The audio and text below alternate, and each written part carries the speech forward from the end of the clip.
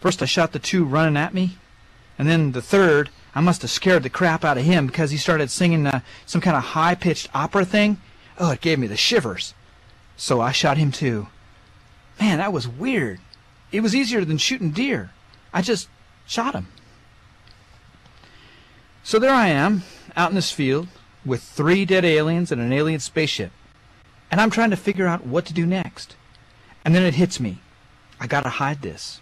I mean, I read these articles about when people call the government about crashed ships, and they come in and take it all away, and you can't even prove that it really happened. And everybody thinks you're nuts. Hell, some people thought I was nuts already. Down at the construction site, I'd occasionally do strange things, start singing and playing air guitar. I'll be honest with you, Oprah. My secret desire has always been to be a famous rock star. Didn't seem like much chance of this happening, since I can't really play any instruments and I can't really sing. I always got funny looks in church when I tried to sing the hymns. I always got funny looks at the site, too, when I sang. They said I sounded like I was coughing up a hairball. And then something else hits me. Sure, I gotta hide this, but I also gotta show everybody. I want everybody to know it's true and that there really are space aliens. And that I found them. And that seems like the most important part, that I found them. And it seems to me that I ought to make some money off of this. Showing off the ship and the aliens, telling the story of how they landed in my backyard. I could make a fortune. But I don't want the government to come in and take them away, so I have to do it somehow that they won't. Then it hits me. I can have a roadside show place. Just like I saw in the Poconos when we went there for our honeymoon, and one of those places with the heart-shaped bathtubs and the giant champagne glass for 2. Yeah. Well, anyway, there's a million places. Harry Schlub's reptile farm and wildlife petting zoo, that sort of thing. I could do the same thing here in the barn. We're not using it for anything else. I might as well put it to good use. But my first problem is, how do I get all this hidden away? How do I get the ship into the barn? Well, I go over and I check it out. I go inside and find out that it's all turned off. It's glowing, but nothing's running. And that was good, because I didn't want to push some button and suddenly go flying off into space. And the ship was pretty small, about 20 feet round, and it was real light. So I managed to get my truck up close, throw some ropes around it, and hauled it into the barn. Didn't make hardly any noise, didn't wake Pat or the kids. Then there were the alien bodies. I wasn't sure at first where to put them. I didn't want them to start rotting. They'd get gamey and everybody'd know they were there. I also didn't want any crows to come along thinking they were extraterrestrial roadkill. Then I remembered my father-in-law's old meat freezer.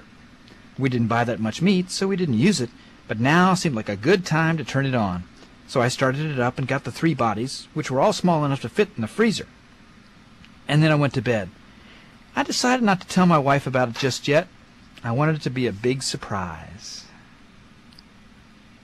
Well, that weekend, I went over to my friend Wally's place. He's a taxidermist. He did a great job with that bear I got a couple of years ago.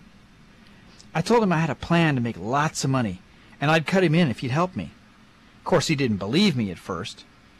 But we drove over to my house, and he saw what I had in the freezer, and he was amazed. And as they say, he had dollar signs in his eyes. So he said he'd do it. He'd stuff the aliens so we could put them on display in the ship. Great. I decided then that I should read up on some of this alien stuff. So I go down to the bookstore in town and bought a bunch of books about UFOs, abductions, that sort of thing.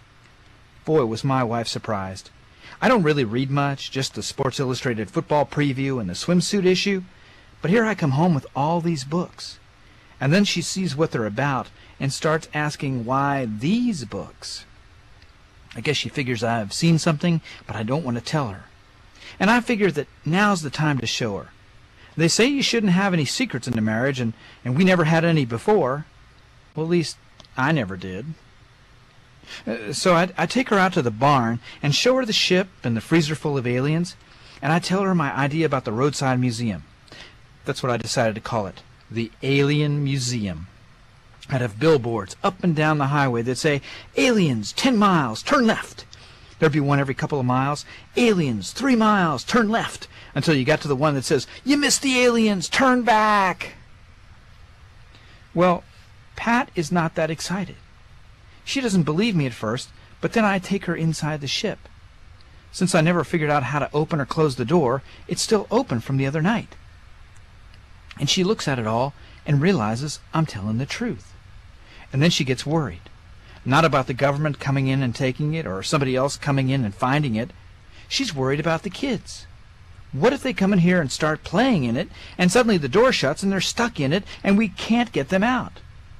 "Honey," I said, "it's not a freaking abandoned refrigerator. It's an alien spaceship."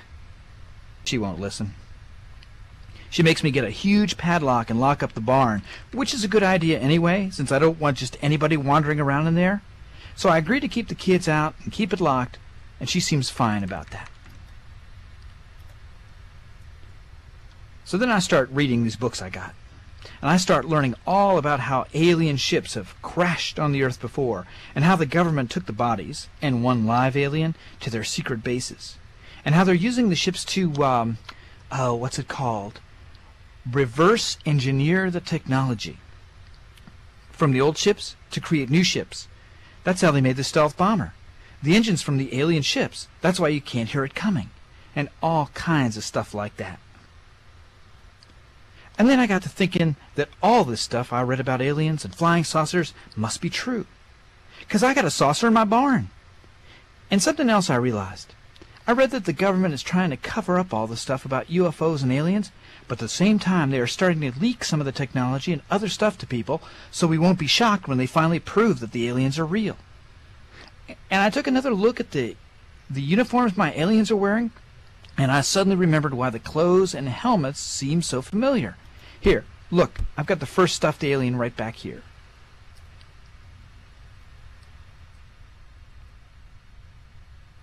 You see it?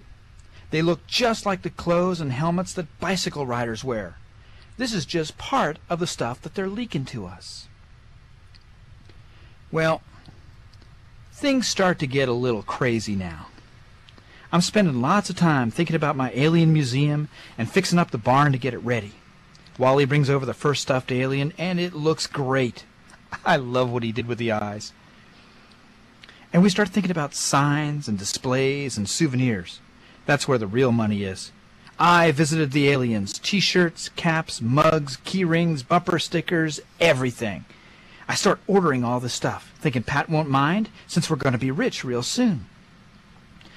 But it turns out she doesn't like any of this.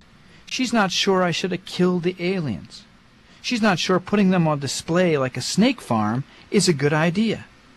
What if the government gets wind of it and comes and takes it all away? I say, what if the aliens get wind of it and come and take it all away? She doesn't think this is funny. She thinks I'm obsessed, she says. I'm not paying attention to her or the kids. I don't know that I'm paying any less attention to them. Anyway, one day she says she's taking the kids and going to live with her one aunt for a while till I get over this. Till I get over this? I tell her, honey, I'm just trying to build a better life for us, but she won't listen. She packs up the van and the kids and takes off.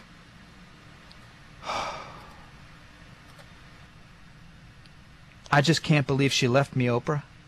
I mean, here I am trying to get rich, to provide for my family and give them everything. I thought that was the American dream.